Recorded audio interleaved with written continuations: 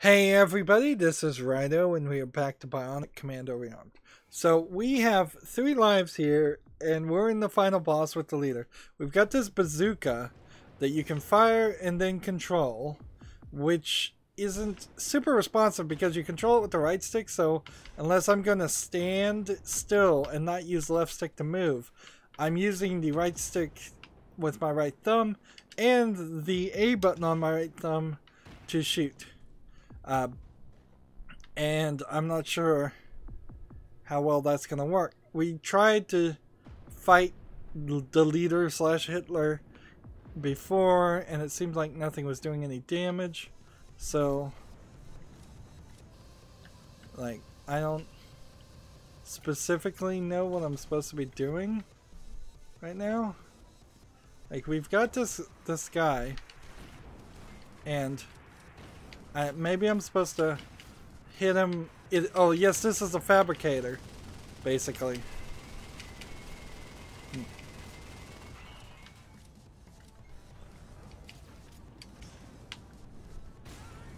There we go.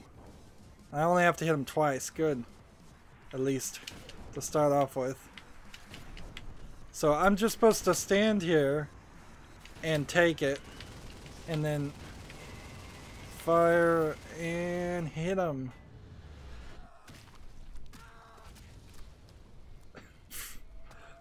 Well, that almost certainly raised the age rating on this game. The leader's helicopter taken out. Like, that was unnecessarily bloody. Spitzer, I've destroyed the main reactor. The Albatross is going to crash. We need to evacuate. Go. Find the emergency exit. I'll wait for you there. Alright, so now, if we can look, we have 3 lives to escape from here. And altitude is falling quickly. And I assume the idea is to move fast and not really struggle too much. Seems like I picked the right path.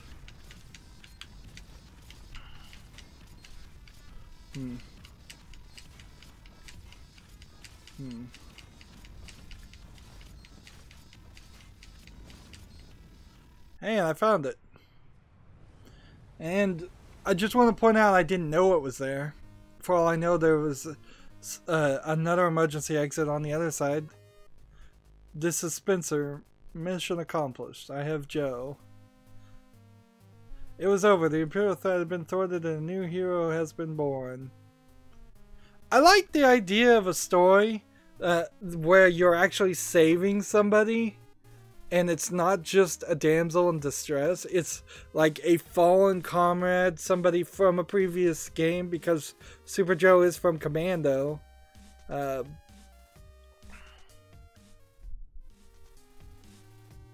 So how many people worked on this very neutral game? 1 creative director, 1 art director.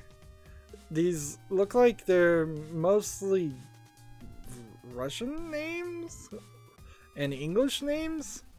Interesting. It seems like this was a multi-country effort, which that certainly makes things difficult when you're working across offices. It's a pretty small team, though. It seems like 30, really. Voice talent? I didn't hear any voice acting in this game at all. Is that only in the Japanese version? And then the English version got text? NES version translator? Yeah. The original Bionic Commando came out in arcades in 1987. This came out in 2008. So you're talking 21 years later. It really feels like something that was only done to keep the copyright and keep the term. It's kind of funny when you compare it to something like the 2017 Prey game that came out, and it was completely different from the previous game by the name Prey. It's just the company had that name, and so they decided to use it for something. Frankly, if they came out with a Bionic Commando that wasn't trying to recreate the old 87 arcade game, they probably would have done a better job. This is bland and it has an old control style that just doesn't make any sense at all. It's not smooth in its movements, so I have no desire whatsoever to do the incredibly difficult simulations, whereas the rest of the game is only difficult in a few points, and it only becomes really difficult because of the fact that there's a limited number of lives. You've unlocked super hard difficulty. I guess it is worth mentioning I was playing on easy, so for and then according to the game itself, I only really spent 2 hours in this whole game. Let me tell you about a man I met when I was still young. In 2029, we discovered this top secret document. So let's look at this again. This is kind of like telling either the story of the original Bionic Commando, and this is supposed to be the continuation, or this is telling the story of the game we just played.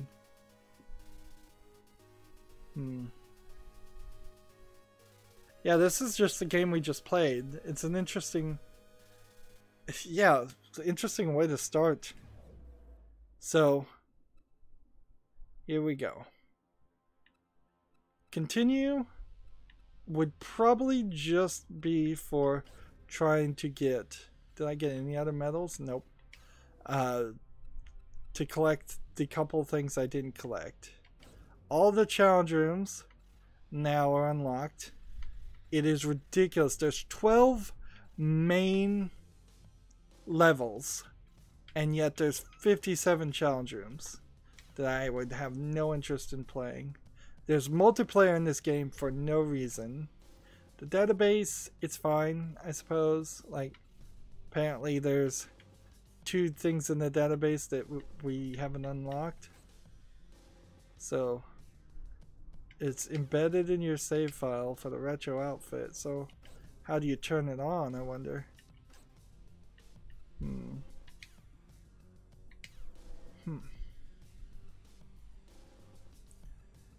Yeah, I really just don't know what you would do.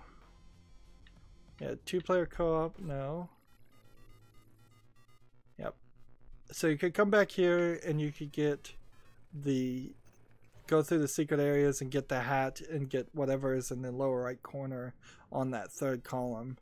And I doubt there's anything else except for secrets. There's tons of secrets. I know that. It's strange that every time you exit to the menu, it takes you back to the part before you press start to actually enter the menu. That's just bad programming, frankly. New game. Single player. Erase all progress. Sure, why not? I don't even care that much. And if I was to start on super hard and come over here, I guess in the NES world, NES game, this is probably the exact same map, and they just are trying to make it more 3D. So you are originally introduced to Haley at the beginning, and she dies tragically at the end.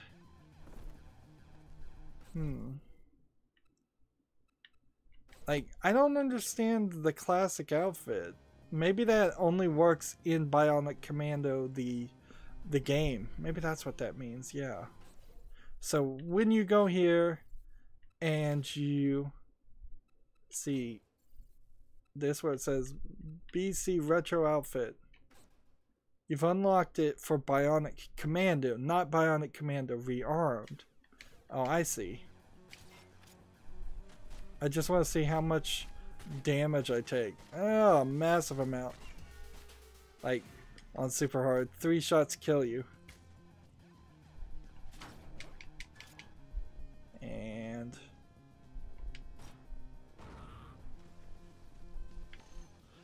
throw a barrel at the guy. Why not? And yeah, you would have to be really, really good at this game. And I heavily suspect nobody would ever get that good at this game.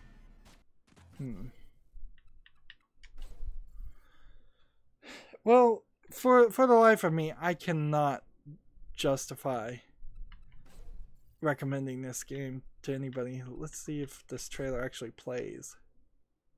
But I was only going to spend 30 minutes on this, so it is to say something that instead of spending 30 minutes on this, then going to Bionic Commando, like that's the NES version of it, which is pretty much what we just played. In fact, we may very well have played a level for level remake of the original Bionic Commando. Come to think of it, that would certainly explain why the levels are so short. This, on the other hand, is the game I've been wanting to get to. A 3D world, fast-paced, swinging thing. If it can really play that way, we'll see. Like hooking enemies, bringing them towards you, bringing them up, shooting them with a gun, over the shoulder, first-person shooting. And you can see, I hope now, why somebody might be interested in a game like this. And yeah, but like I was saying, I can't recommend buying Bionic Commando Rearmed just to get a old school skin to play this game. I'm not sure I can even recommend buying Bionic Commando. It kind of was a failure of a game. I'm gonna play it next. I bought it, certainly, but it's kind of weird to end a recording and just be left with saying, well, this game was good enough to let me be kind of obsessive and play it all the way to the end. But I really wasn't having fun at any point during the game.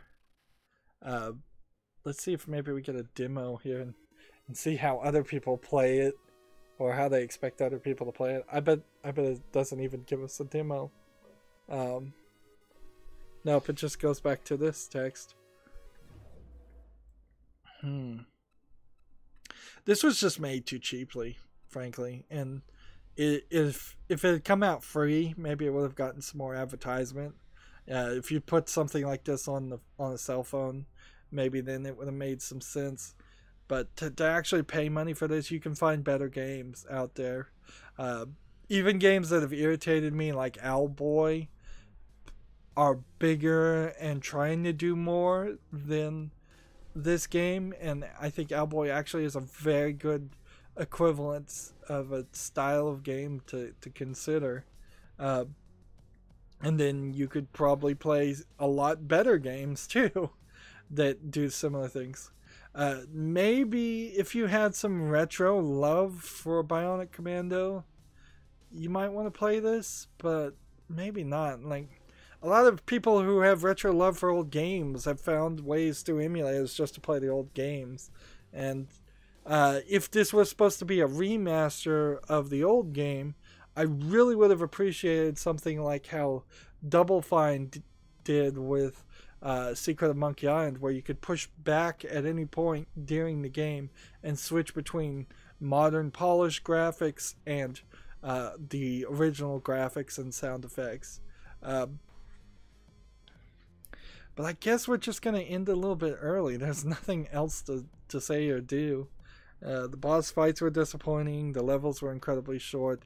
The points that were difficult were not challenging difficult. They were just frustrating difficult. The life system is all over the place.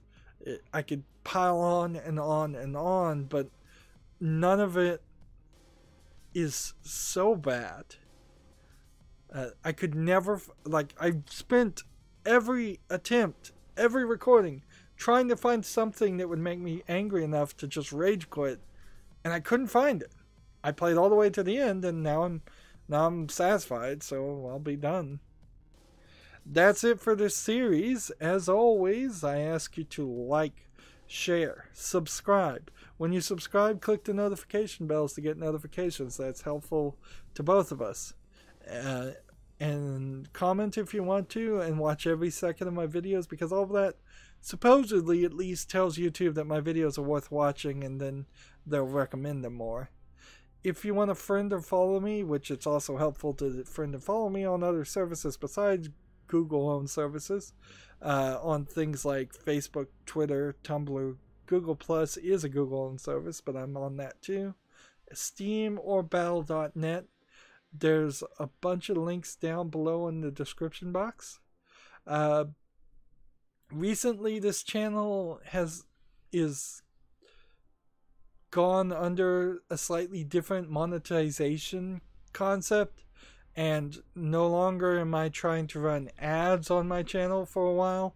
Instead, I'm asking people to friend me on Steam and look through my wish list and donate games directly to me. Doing that cuts out the middleman and reduces the major cost of running this channel.